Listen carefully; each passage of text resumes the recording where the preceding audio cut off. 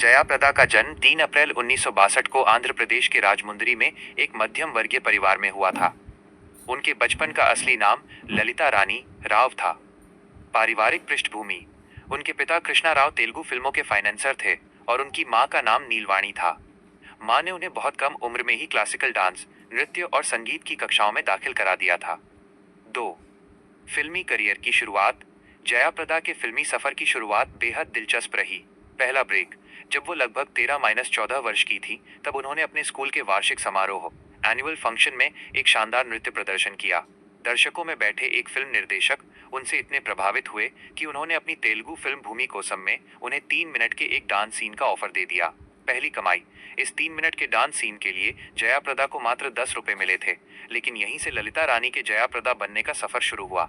सफलता का दौर।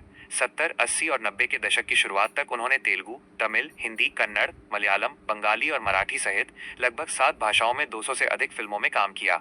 बॉलीवुड में पहचान। उन्होंने मवाली, तोहफा और औलाद जैसी कई ब्लॉकबस्टर फिल्में दी।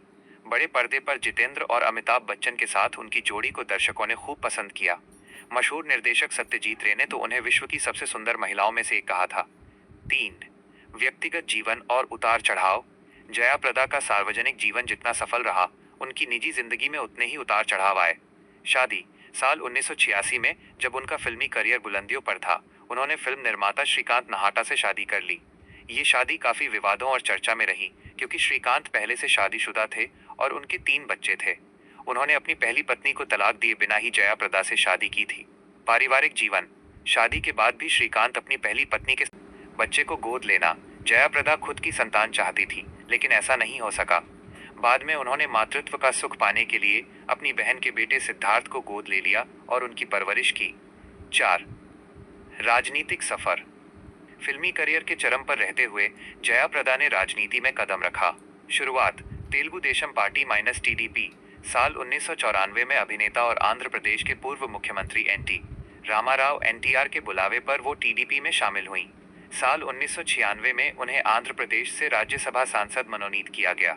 बाद में चंद्रबाबू नायडू से मतभेदों के चलते उन्होंने टीडीपी छोड़ दी। उत्तर प्रदेश की राजनीति। Samajwadi party minus SP. इसके बाद वो उत्तर प्रदेश की राजनीति में सक्रिय हुई और समाजवादी पार्टी सपा में शामिल हो गईं। इसमें नेता अमर सिंह की अहम भूमिका थी, जिन्हें वो अपना गॉडफादर मानती थीं। रामपुर से सांसद। सपा के टिकट पर उन्होंने साल 2004 और 2009 में रामपुर लोकसभा निर्वाचन क्षेत्र से 2 बार शानदार जीत हासिल की और लोकसभा सांसद बनी। राजनीतिक विवाद और दल बदलना। रामपुर में रहने के दौरान उनका सपा नेता आजम खान के साथ भारी विवाद हुआ। उन्होंने आजम खान पर अपनी छवि खराब करने और अभद्र तस्वीरें बंटवाने जैसे गंभीर आरोप लगाए, जिसके कारण वो एक समय बेहद मानसिक तनाव और सदमे में चली गई थीं। फरवरी 2010 में उन्हें पार्टी विरोधी गतिविधियों के आरोप में सपा से निकाल दिया गया। अन्य दल और भाजपा। सपा से निकलने के बाद उन्होंने अमर सिंह के साथ राष्ट्रीय लोक मंच बनाया।